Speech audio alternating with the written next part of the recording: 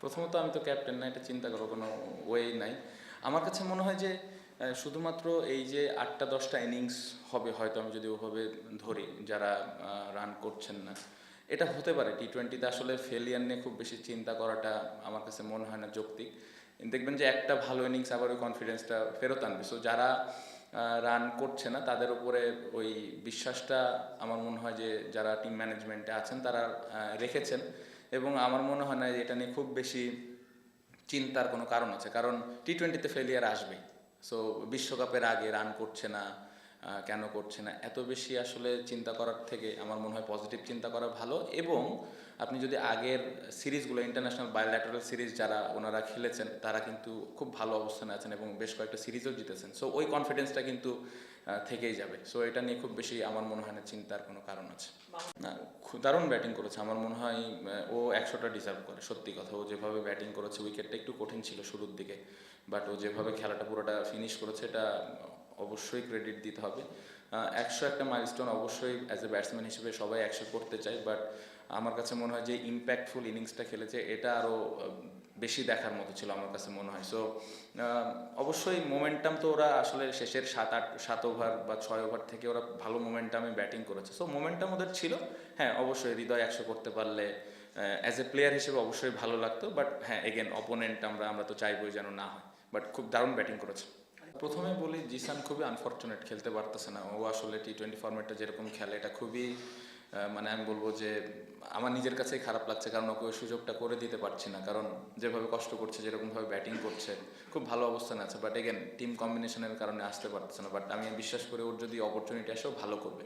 আমাদের ওয়াসিমের ব্যাপারে এই প্ল্যানিংগুলো অনেক আগে থেকেই ছিল যে আসলে ফারহান চলে গেলে কে আসবে, তো আমরা জানতাম, এবং ওই ট্রাস্টটা নিয়েই কিন্তু আমরা আসলে সাইনিংটা করেছি। অনেক প্লেয়ার পারফর্ম করবে, অনেকে করবে না, বাট ওই বিশ্বাসটা আমাদের আছে যে যে প্লেয়ারগুলো আমরা সাইন করেছি দলের জন্য ইম্প্যাক্ট রাখবে, যেটা ওয়াসিম খুব ভালোভাবে করতে পেরেছে। আমি ব্যক্তিগতভাবে প্রেশার ফিল করি না, আমি স্কোয়াডে থাকলে বা না থাকলে। ইন্ডিভিজুয়াল প্লেয়ারদেরটা আসলে আমার পক্ষে বলা মুশকিল। আমার মনে হয় না যে ব্যাটিংয়ের সময় এই জিনিসগুলো কাজ করে, কারণ ব্যাটিংয়ের সময় যারাই আমরা ব্যাটসম্যানরা আছি চিন্তা থাকে কীভাবে দলের হয়ে আমি ভালো করতে পারি। সো আমার মনে হয় না যে বাড়তি প্রেশার নিয়ে কেউ ব্যাটিং করছে, কারণ আমি বিশ্বাস করি আমাদের সিলেক্টর, কোচিং স্টাফ, ক্যাপ্টেন সবাই প্রত্যেকটা প্লেয়ারকে ভালোভাবে ব্যাক করে। সো আমার মনে হয় না এটা বাড়তি কোনো প্রেশার নিয়ে কেউ ব্যাটিং করছে। না, এটাই তো অ্যাজ এ টিম হিসেবে এটাই আমাদের কাজ। আমরা লাস্ট ম্যাচটা ভালো ক্রিকেট খেলিনি, এটাও দেখতে হবে। চিটাগংয়ের সাথে আমরা খুব আমরা ম্যাচটা হেরেছি। সো এখানে আজকের ম্যাচটা খুব ইম্পর্টেন্ট ছিল। সো জিততে পেরেছি, খুবই ভালো। ইটস নট অ্যাবাউট যে রংপুরের সাথে জিতেছি।